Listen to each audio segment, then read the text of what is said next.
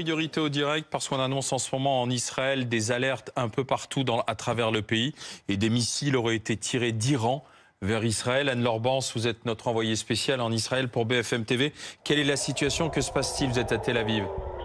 Eh bien écoutez, c'est allé très rapidement. Nous étions en train de nous rendre sur le lieu d'une fusillade à Jaffa. C'est une ville qui est collée à Tel Aviv. Et lorsque nous sommes arrivés sur les lieux, une première sirène d'alerte aérienne a retenti. Les Israéliens, comme à leur habitude, se sont réfugiés très rapidement vers les shelters. Mais chose inhabituelle, quand l'alerte a pris fin et que nous sommes ressortis pour continuer de tourner dans les rues de Jaffa, une seconde alerte a retenti.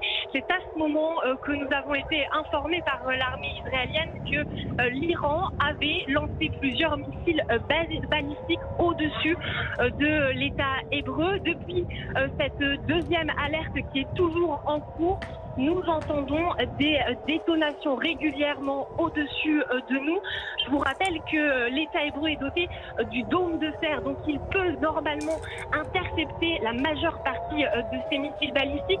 Les détonations que nous entendons sont donc sûrement des missiles qui ont été déviés et arrêtés, mais certains peuvent tout de même passer. Le porte-parole de l'armée israélienne, Daniel Hagari, lorsqu'il a pris la parole il y a une heure, justement, a indiqué que le ciel israélien n'était pas hermétique. C'est pour ça que les Israéliens, actuellement, se sont réfugiés dans ces abris parce qu'une attaque est actuellement en cours au-dessus d'Israël.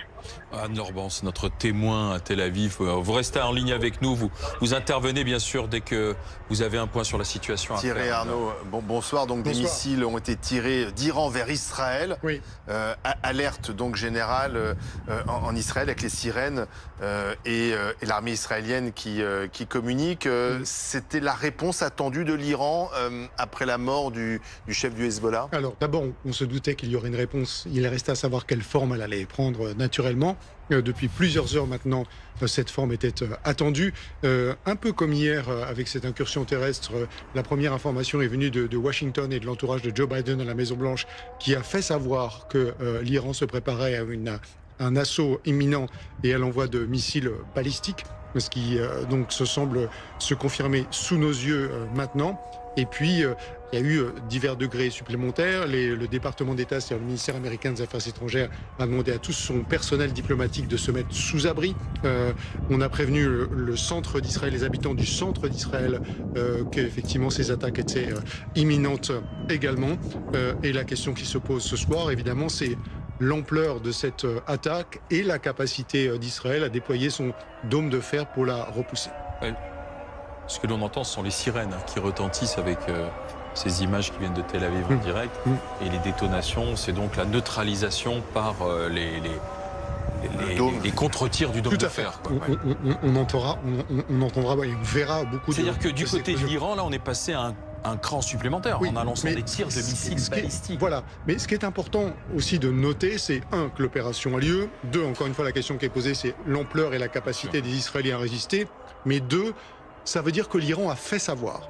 L'Iran a suivi une sorte de code, si vous voulez, et a fait passer le message en disant on va répliquer et voilà comment on va faire. Si les Américains donnent ces informations, ça veut aussi dire que l'Iran les a soit laissé filtrer, soit même encore davantage à lancer le signal de dire voilà, on va répliquer. Donc ça veut dire que ça voilà n'ira ce qu'on va pas faire ce plus soir. loin parce qu'il y a bien sûr le risque d'un embrasement total de cette région et pour l'instant c'est un risque qui reste limité.